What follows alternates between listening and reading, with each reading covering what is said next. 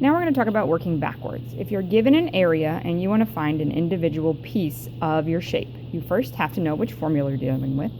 This would be a parallelogram, so your formula is area equals base times height. And you just have to plug in what you know. The area of this particular parallelogram is 10. The base we can say is 5. And your height is x. And then you just solve the equation that you created. In your situation, the x will be 2. Since we're inches squared, 2 inches. This next one, area equals 25 centimeters squared. This is a square. You can think of the area of a square as area equals base times height, but that's not really necessarily helpful. It's easier and more efficient to think of it as area equals side squared, because the base and the height are both the same. So plug in what you know. Your side is your x. Your area you know is 25.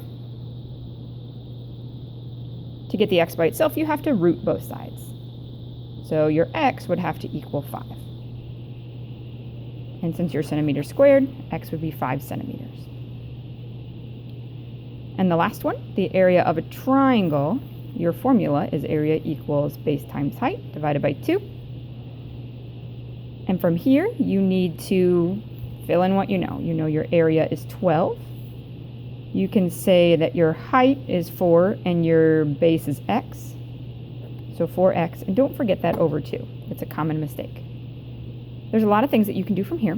A lot of times people like to multiply to get rid of the fraction. So the 2's cancel here, and you have 12 times 2, which is 24, equals 4x.